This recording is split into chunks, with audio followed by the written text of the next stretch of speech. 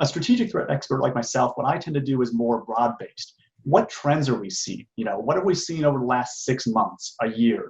How is 2020 different from 2019? So a good example here is if you look at the IBM Threat Intelligence Index. We release those once a year, and we just released our 2019 our index for 2019 not too long ago. Okay. And we said that ransomware was way up, which was kind of interesting because the previous year ransomware had been a bit down. And so it's kind of, when you see these trends, there's the immediate strategic statement of ransomware is higher or lower, but then there's the important part is why does this matter and why do we think this is happening?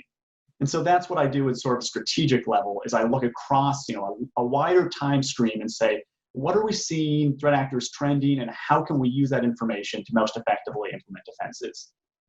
Does that kind of make sense? It does, and it sort of brings up a follow-up question. So, like, what sort of like resources, research materials, like what is your sort of analytical thought process? I mean, let's take that specifically. Ransomware, and we'd seen some reports too that ransomware was going down in 2019, but it's back up again in 2020. So, like, you see something that doesn't quite make sense like that to your mind. Like, what are some of the first steps that you take to sort of break down what the numbers actually mean? Sure. So the first thing you always got to do is make sure that you got good numbers, right? So if you see something that doesn't make sense, it's always good to double check your data. And so I'll look at open source and make sure that matches up. I'll look at our internal data here at IBM and say, okay, what is our data showing us? And then once the data is clarified and sure looks like there's a trend there, my sort of process is I start first off by just thinking about logically. What are the possible rationales as to why this could be the case? And so we could say ransomware is more effective because we're seeing a higher payout. They're seeing people paying a ton of money for ransomware. Okay. It could be that ransomware has gotten better, that just the technology, the malware itself is increasing in overall quality, or it's become easier to use. That's another very strong possibility as to why we see ransomware increasing. And then once I kind of have a couple ideas as to what I think it might be, just sort of logically gaming it out.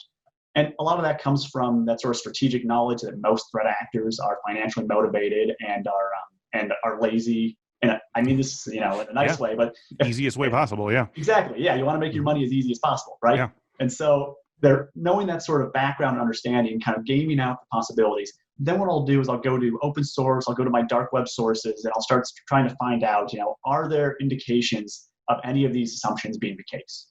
Do we see people posting on forums or dark web marketplaces, hey, my ransomware as a service is on sale now. Am I seeing a lot more offerings on marketplaces? Or am I seeing a lot of people saying, man, this is so easy, anyone should do it? Or more YouTube tutorials about how to use these sorts of products. That's very often the case as well. Or do I see, when I look at the data, are there like collections of activities? So, a bunch of stuff happens in March and a bunch of stuff happens in May.